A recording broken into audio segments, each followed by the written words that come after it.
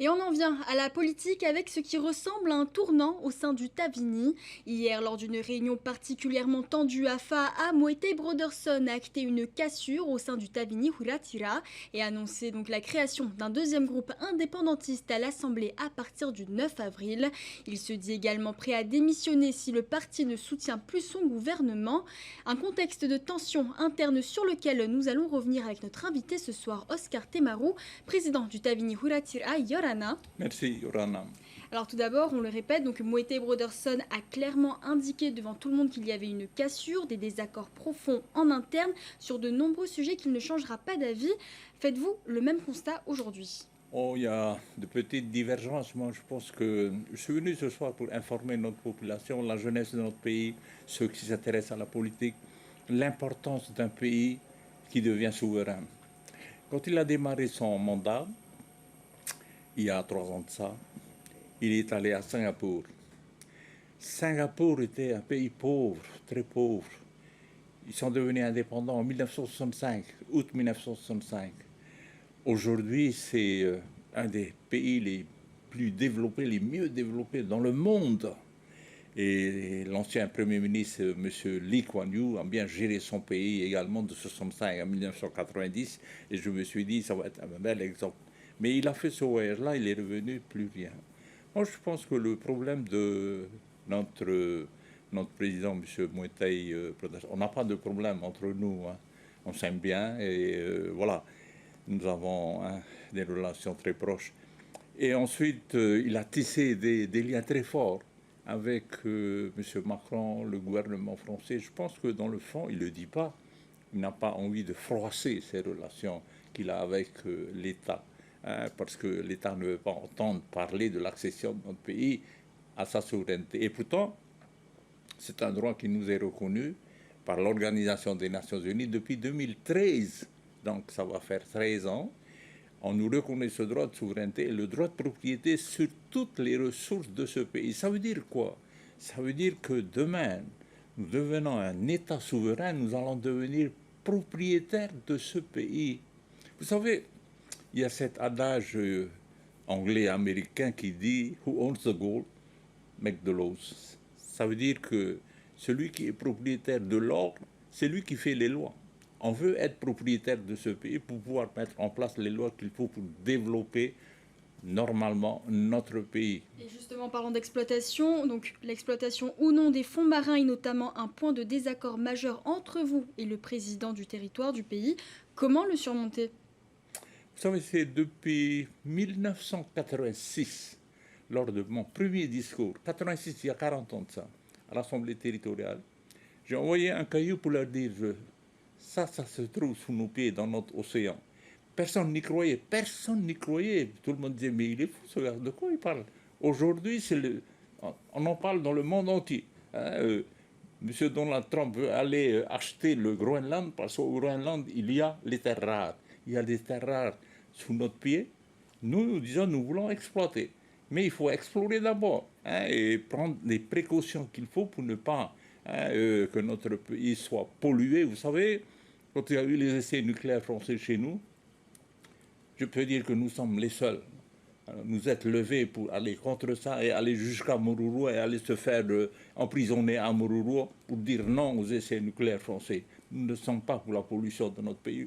J'ai parlé de ça aussi avec l'actuel président de la Chine, hein, parce qu'on les taxe aussi de polluer l'environnement avec l'exploitation de ces ressources. C'est depuis 2000, l'an 2000, que la Chine exploite ces ressources-là dans notre océan Pacifique. Donc ça fait 26 ans. Il ne faut pas de pollution. Et pourquoi ne pas exploiter? Et surtout, qu'on nous dit que ça pourrait rapporter au pays 10 à 15 milliards de dollars au kilomètre carré. Vous vous rendez compte? 1500 milliards au kilomètre carré. Et il n'y aura plus de taxes dans ce pays. On sera un pays riche, prospère. C'est ce que nous voulons pour la jeunesse, pour l'avenir de notre pays. Nous voulons que cette jeunesse de notre pays puisse être... Moi, je dis que ce pays devient un État souverain. On mettra 5 ans pour avoir les cadres qu'il faut pour gérer notre pays dans l'avenir. Alors Oscar Temaron, on va revenir sur la réunion d'hier. Ces dissensions entre le gouvernement et certains élus du Tavini de l'Assemblée s'accentuent depuis 2 ans, à tel point que le président a annoncé hier qu'il y aura 2 groupes indépendantistes à l'Assemblée dès le 9 avril prochain, à l'ouverture donc de la session administrative. Est-ce que vous déplorez cette situation?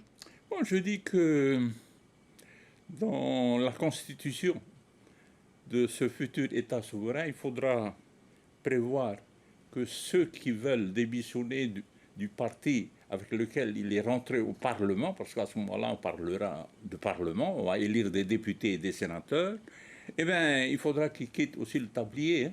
Sinon, ça serait malhonnête vis-à-vis des électeurs qui l'ont élu. Est-ce que vous attendiez que Moïse Broderson annonce aussi clairement les choses hier? Comment? Est-ce que vous attendiez que Moïse Broderson annonce les choses aussi clairement hier à la réunion? Oh, c'est pas définitif. Hein. Nous nous sommes vus avant, on en a parlé. Il y a des divergences d'opinion. Moi, je pense qu'il faut que les élus de ce pays, ceux qui s'intéressent à la politique, nos adversaires politiques, mettent en avant notre pays d'abord et l'importance de notre pays État souverain. Alors justement, interrogé par nos confrères de Radio Tefana, Anthony Géros a dit qu'il n'a pas à avoir prêté attention aux propos de Moïse Broderson et il demande au gouvernement de se réaligner sur les fondamentaux du parti. Est-ce qu'une réconciliation des 2 courants du Tavini est possible aujourd'hui? Oh, c'est possible. Voilà, il faut que les hommes se parlent. Il n'y a que les montagnes qui ne se rencontrent pas. Alors considérez-vous que Moïse Broderson est la bonne personne à la bonne place malgré les désaccords aujourd'hui? Ah, nous l'avons toujours soutenu. Il y a eu des moments de tension, mais non, c'est lui notre président. Il restera notre président jusqu'à la fin de sa mandature. Et les militants dans tout ça, certains ne savent plus où donner de la tête. Que dire à ces militants aujourd'hui? Nous réunissons mardi matin pour préparer le travail de terrain que nous allons faire pour informer notre population sur tout ce que je viens de vous dire, l'importance de notre pays État souverain, parce que, vous savez, il y a aussi cet adage qui dit « les riches deviendront plus riches et les pauvres seront plus pauvres ». Actuellement, qui maîtrise la monnaie? C'est une compétence de l'État, c'est une compétence régalienne. Nous voulons avoir cette compétence pour faire travailler l'argent pour notre peuple. Actuellement, nous travaillons pour l'argent. Les pauvres travaillent pour l'argent. Les riches, c'est l'argent qui travaille pour eux. On veut renverser ça. Alors, on va revenir un petit peu au municipal. Vous avez été réélu sans problème à FAA, mais les municipales ont également été un symbole de défaite, sinon pour le Tavini. Il faut dire que dans certaines communes, plusieurs élus du Tavini se sont présentés. Considérez-vous qu'il y a eu des erreurs tactiques?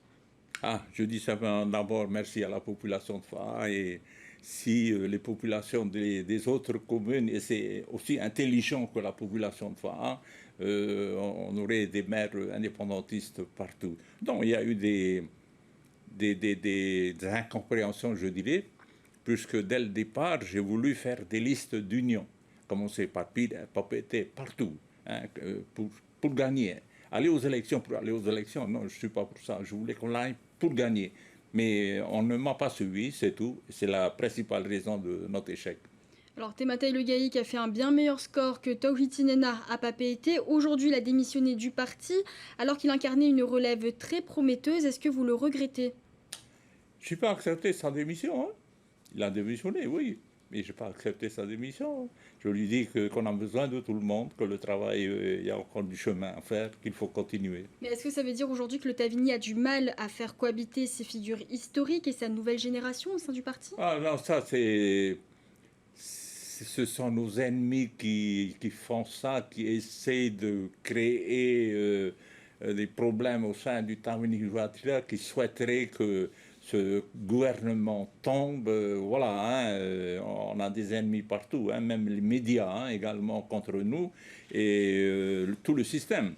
Hein, il faut dire également, j'aimerais rappeler ça, qu'il n'y a pas de démocratie dans un pays sous tutelle, que nous avons beaucoup de mérite. C'est un combat de David contre Goliath depuis des années. Quand on sait que l'État, chaque élection ou à chaque fin d'année, nous dit voilà, la France a donné 200 milliards, ça achète les consciences. Hein. L'État maîtrise la police, l'État maîtrise les médias. Il ne faut pas me dire non. Voilà, tout ça c'est entre les mains de l'État. Et nous, qu'est-ce que nous avons? Rien. Hein. C'est le combat de David contre Goliath, mais David finira par gagner. Merci beaucoup, Oscar Merci Temarou, bien. d'avoir accepté notre invitation. Merci bien.